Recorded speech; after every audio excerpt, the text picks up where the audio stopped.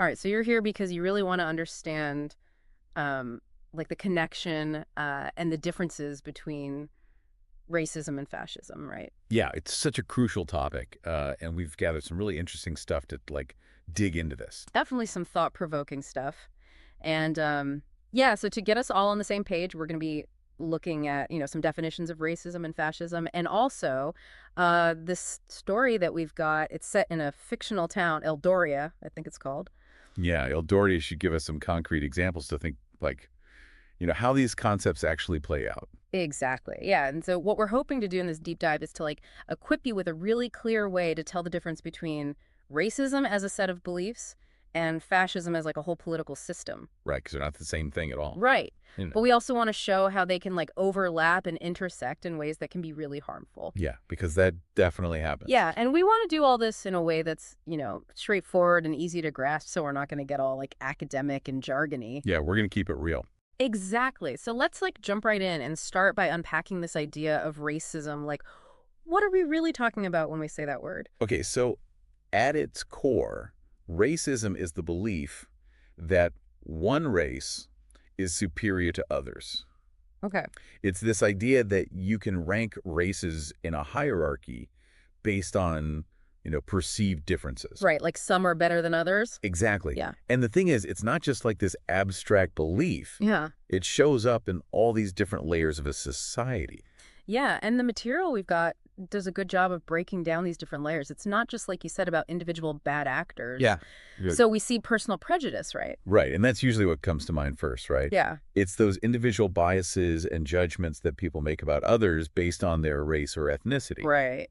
And, our Eldoria story gives us a perfect example of this with Garen, the bakery owner. Garen, yeah, he flat out refused to hire anyone who wasn't from his own ethnic group Right. because he had this idea that, others don't work as hard, That's racism playing out on a personal level. Right. Absolutely. Even though Eldoria as a town didn't have laws backing up Garen's prejudice, his actions were totally driven by a racist belief and led to him discriminating against people. Right, like he was putting his prejudice into action. Yeah, exactly. Okay, so then we go a little bit deeper, right? And we get into the more structural aspects of racism. Right. The sources talk about systemic discrimination, so that's laws or policies that actually create inequality. Yes. This is where racism gets baked into the very institutions of a society. Right.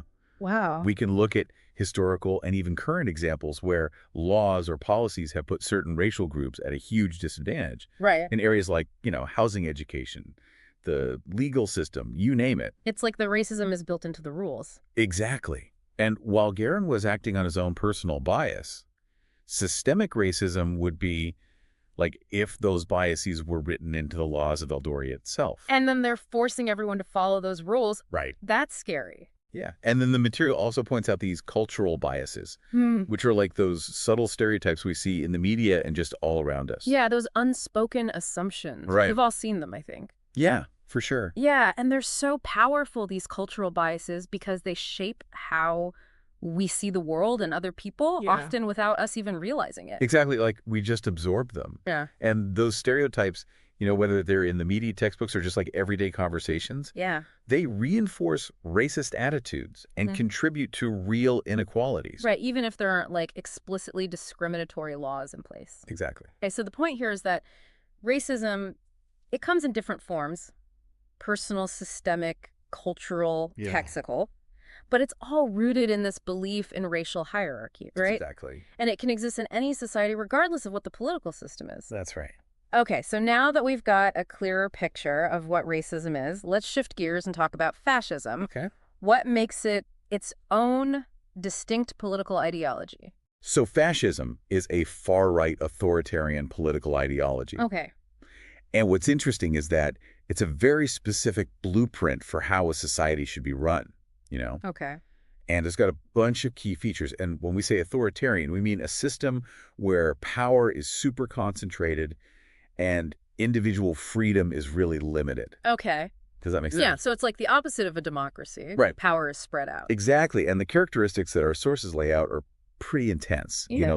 Dictatorship, crushing any opposition, extreme nationalism. It's pretty scary stuff. Yeah, so let's go through those one by one. Okay, sounds good. So first up, dictatorship. Yeah, so a central part of fascism is setting up a dictatorship or a one-party state where any kind of political opposition is totally forbidden. Like if you disagree, you're in trouble. Yeah, you're in big trouble. And we Um, see this in Eldoria when Varick, he just declares that his party is the only legal one. right. It's like he just snaps his fingers and that's it. And everyone has to go along with it. Pretty much. So that's dictatorship. What about this suppression of dissent? Okay, so that's another hallmark of fascism. Okay. It's about silencing anyone who criticizes the regime. So basically shutting down any opposition. Yeah, and we saw that with Varick too, right? Yeah, I did. Like he outlawed protests and arrested journalists who dared to speak out against it. Right. So freedom of speech is gone. Yeah, that's right. Okay. So we've got dictatorship, suppression of dissent. What about this extreme nationalism? Okay, so this one's really important. Okay. Fascism thrives on this intense, almost aggressive sense of national identity. Okay. Like the nation is the most important thing. Okay. And they often push this myth of national rebirth or purification. Like we need to go back to some glorious past. Right. Like make Eldoria great again is what Varick said. He's tapping into that idea. Right. And while our Eldoria story doesn't get into it, it's also really common for fascist ideologies to glorify violence and war. As a way to prove their strength. Yeah, like it's seen as a way to achieve national greatness.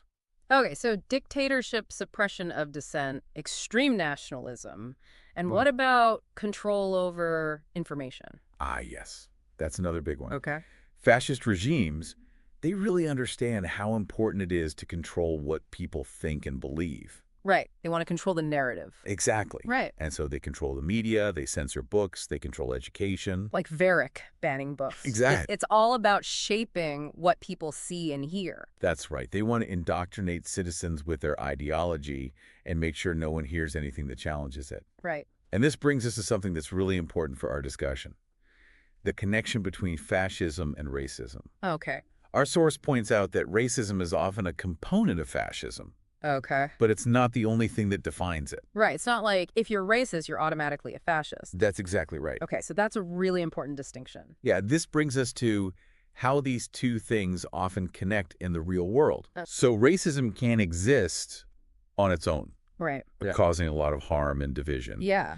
But throughout history, fascist regimes have used racism as a powerful tool to get what they want. Yeah, history gives us some really disturbing examples of this, doesn't it? Oh, yeah. Like Nazi Germany and Mussolini's Italy. Exactly. Those are like textbook cases of fascist regimes that built their whole platforms on racist ideologies. Right, and use those ideologies to justify some truly horrible things. Right. They pick out certain groups, Yeah. usually defined by race or ethnicity, Yeah. and scapegoat them. Right, They blame all the nation's problems on these groups. right, like it's their fault. Yeah, and they use this to get people to support their policies of control. So it's like creating a common enemy. Exactly. And this idea of the scapegoat, it's a tragic pattern that we see again and again when authoritarian movements start to gain power. Yeah, it's like a classic tactic. It is. Okay, so Varick in Eldoria, he does something similar, right? He does. He doesn't just have personal prejudices like Guerin. He actively encourages racism among the people. He does. He blames immigrants and minorities for all of Eldoria's problems. Exactly. So he's like taking it a step further. He is, and he's doing it very strategically. Okay. He's tapping into existing prejudices, maybe even creating new ones, to create this false sense of unity among his followers. Right. It's like we're all in this together against them. Exactly. It's unity built on fear and hatred of the other. Right. And this was crucial for Varick to solidify his power Okay. and shift the blame away from his own leadership. Yeah. By creating this enemy, he could justify all of his increasingly authoritarian measures. Right. It's like we need to do this to protect ourselves. That's exactly it. Okay, so to make sure everyone's clear on this, can you walk us through the main difference between individual racism, like we saw with Guerin, and a fascist regime that weaponizes racism like Varick's? Sure. Like using the Eldoria example. Okay, so Guerin's Bakery is a good example of racism happening at the level of individual belief and discrimination. Okay. It creates unfairness and division in the community, for sure. Yeah. But Guerin's prejudice doesn't have the force of law behind it. Right. The town itself doesn't endorse his racism, even though sadly, some other people might agree with him. Right. So it's like a contained problem. Yeah, there's a localized harm. Like a harmful ideology growing in individuals causing damage in a specific area. That's a good way to put it. Okay. Now, Varick's role is totally different. Okay. This is fascism as a political system in action. Right. It's defined by his absolute control over the government, the systematic suppression of people's basic rights, and this extreme form of nationalism. Okay. And in this case, racism wasn't just a personal bias of the leader. Uh, It became a tool used by the state itself to maintain and grow its power. right. Varick deliberately cultivated and exploited racist feelings as a key part of his strategy. To unite his followers. Exactly, and to justify his oppressive policies. So it's not just a negative belief held by some people. It's the government itself promoting and using that negativity to achieve its political goals. Precisely. Oh. Racism can exist without fascism, Right. and it causes a lot of damage on its own. Yeah. But when a fascist movement or regime adopts and promotes racism, it makes that potential for destruction so much worse. Right. Because it embeds racism in the very structure of the state. Right. And it uses it as an excuse for oppression. Exactly. Okay, so let's sum up the key takeaways for our listeners. Okay. What are the most important things to remember from this deep dive? The most important thing to understand is the difference between racism, which is fundamentally a belief that one race is superior to others, Okay. and fascism, Okay. which is a very specific kind of far-right authoritarian political system. Right, so they're not the same thing. Exactly. Okay. And the source material had some really helpful analogies to illustrate this difference. Oh, yeah. Can we go over those? Yeah, for sure. They were really good. So racism can be thought of as a poison in the heart. Okay. It's a harmful set of beliefs that can spread through individuals and communities, causing a lot of pain and division. Right. But fascism is more like a fire with a torch. Okay. It takes that underlying poison of racism Right. and uses it to light this huge fire of societal destruction, Wow. eroding basic rights and freedoms in its pursuit of power and control. So it's like fascism is taking the negativity of racism and using it to do something even worse. Yeah, it's like adding fuel to the fire. Right. So racism can exist on its own, causing a lot of harm. Yeah. But fascism often picks up that torch of racism to make its destructive fire even stronger. Right, so it's using it for its own purposes. Exactly. Okay, so racism is a belief system that leads to prejudice and discrimination. Right.